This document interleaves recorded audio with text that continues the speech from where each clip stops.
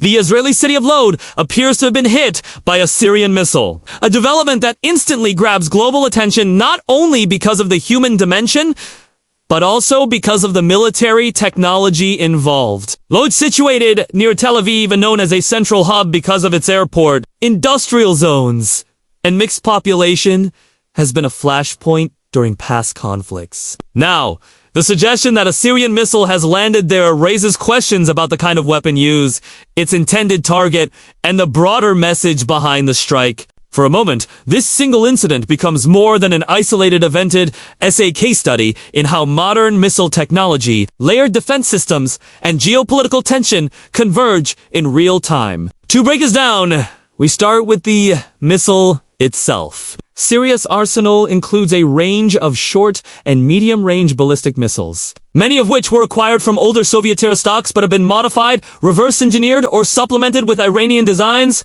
The missile that reportedly reached Lod is unlikely to have been a long-range strategic weapon, but rather a tactical or theater-level missile capable of traveling between 200 and 500 kilometers. Such missiles typically carry either high-explosive warheads or, in rare cases, submunitions designed for maximum area damage. Their propulsion is generally based on a single-stage solid fuel design, giving them a quick launch time with minimal preparation. Unlike cruise missiles, which fly low and can maneuver around terrain, these ballistic missiles follow an arcing trajectory, rising high before descending rapidly toward the target. That makes them faster and harder to intercept at the final stage, especially if they employ any decoys or erratic flight patterns to confuse radar. Performance-wise, missiles from Syria are not considered highly advanced by Western standards. Their accuracy, often measured in terms of circular error probable, can range from a few hundred meters to several kilometers, meaning they're not pinpoint precision tools like the guided munitions deployed by Israel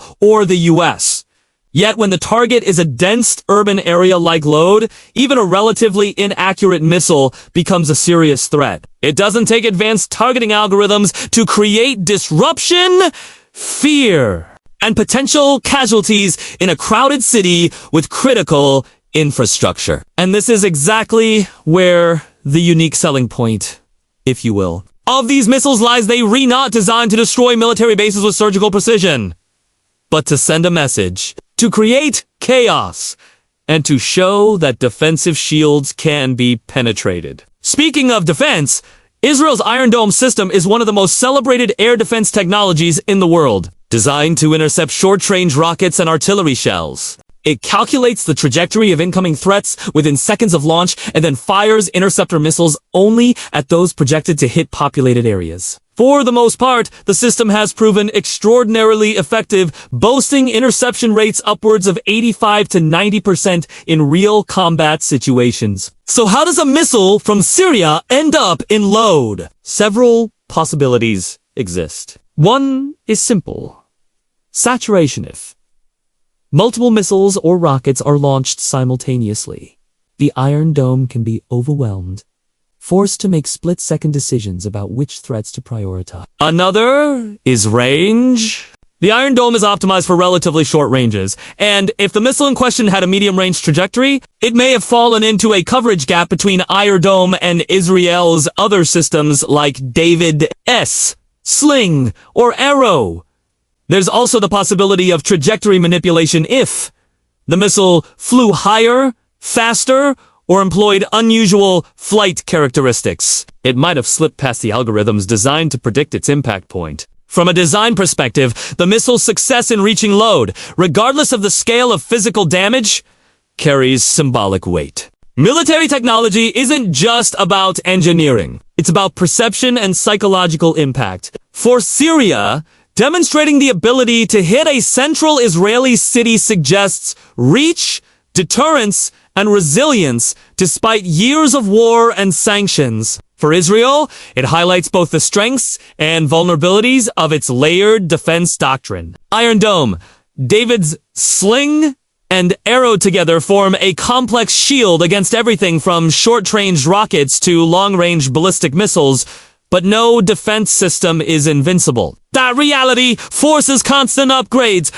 and investments in next-generation systems like laser-based interceptors, which promise faster, cheaper, and potentially unlimited shots at incoming threats. Looking more closely at the missile's likely design. Most Syrian systems in this category trace back to the Scud family, which was originally developed by the Soviet Union.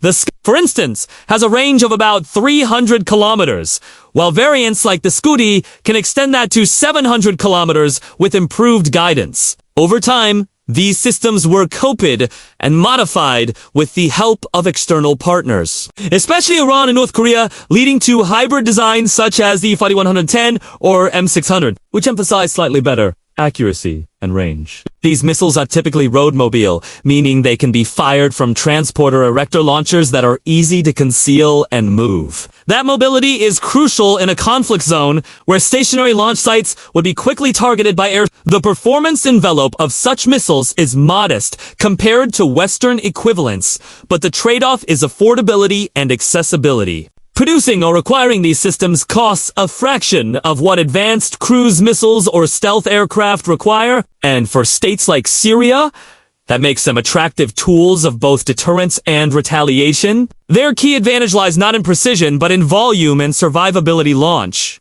Enough of them, and at least some will get through. Even the most sophisticated defenses. This dynamic is what makes them both feared and ridiculed.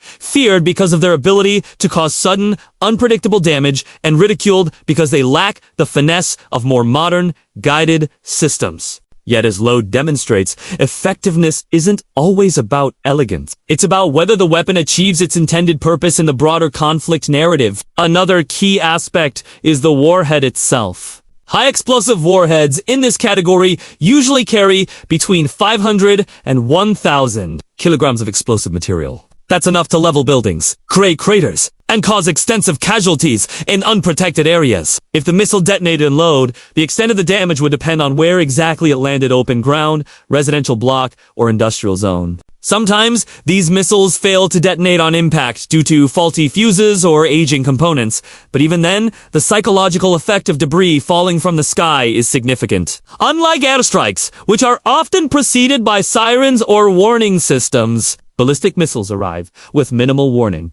giving civilians little time to react. On the Israeli side, response to such an incident typically involves both immediate defensive adjustments and broader strategic messaging. Technologically, military engineers and analysts will study the trajectory, performance, and any recovered fragments of the missile to better understand what went wrong in the defense and how to patch the gap. Politically, leaders often emphasize resilience, pointing to the overall effectiveness of the defense shield while acknowledging that no system is flawless. Strategically, there may be retaliatory strikes against suspected launch sites or stockpiles, intended not only to degrade capability but also to deter future attempts. This cycle of action and reaction is a defining characteristic of the missile defense dynamic in the Middle East. The unique selling point of such an event from a military analysis perspective is the spotlight it throws on the evolving contest between offense and defense. Offense seeks to overwhelm with quantity, speed, or unpredictability, while defense invests in smarter sensors, faster interceptors, and layered redundancy. Each successful strike against a defended city debate about whether the billions spent on missile shields are justified, and each successful interception reinforces the narrative that advanced technology can indeed protect lives. Load becomes a symbol of this balance. A city transformed in a moment into a real-world testing ground for theories of deterrence, resilience, and escalation. When explaining this to a lay audience, it's important to strip away the jargon and highlight the human angle. Imagine living in a city where you hear a sudden boom, windows rattling, the ground shaking beneath your feet. Within seconds, the questions flood in: was it intercepted? Did it hit? Who launched it? What happens next? This is where the design and performance of the missile intersect directly with civilian life. The missile's range determines which cities are at risk.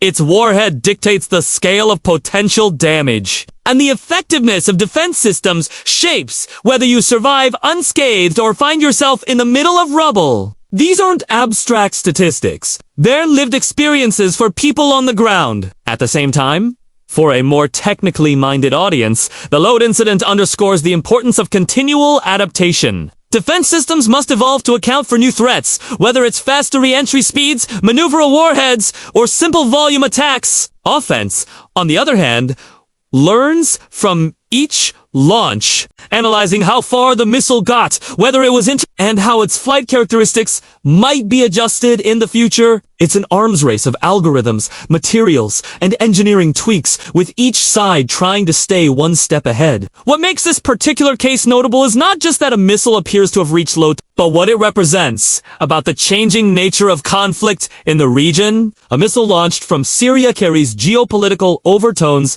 signaling alliances, testing boundaries, and probing for weaknesses. Its design may be decades old, but in the right context, it becomes a modern weapon of influence. Its performance may not match that of advanced guided systems, but if it achieves its aim of grabbing headlines, spreading fear, or forcing policy responses, then it has succeeded on its own terms. And its unique selling point, if framed in commercial terms, lies in its blend of affordability, accessibility, and psychological power traits that make it an enduring feature of conflicts long after more sophisticated systems have dominated the spotlight.